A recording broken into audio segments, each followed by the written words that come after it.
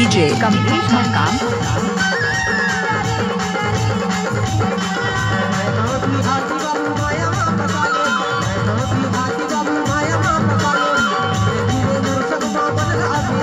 मकाम साउंड मुंगेला।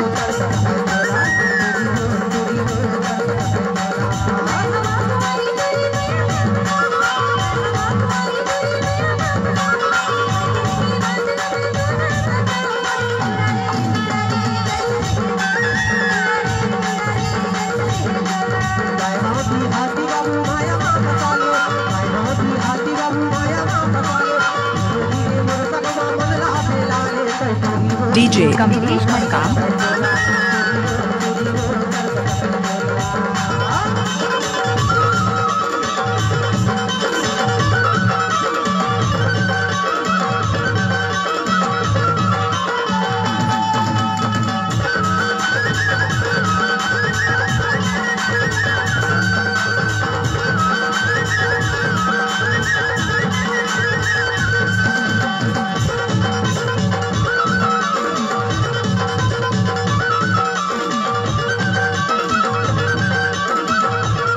मकाम sound मुंगेला।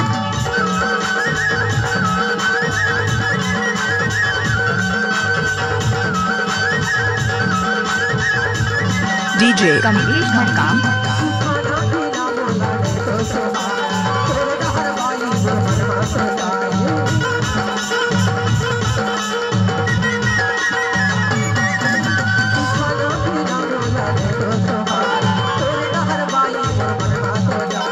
Director Kamlesh Markam.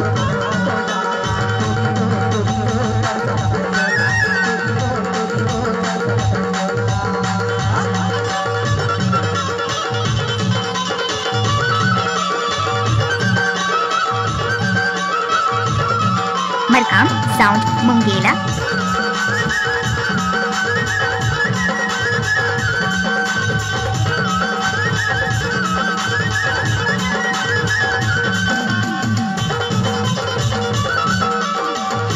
कोई भी गाना को रिमिक्स करके डालना तो कमलेश मरकाम का बाया हाथ का खेल है।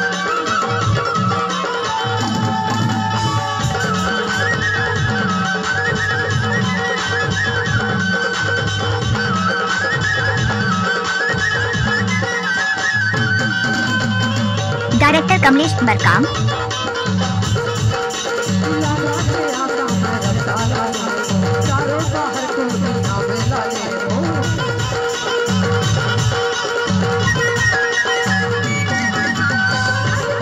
इलाका किसी का भी हो पर धमाका कमलेश मरकाम का होगा।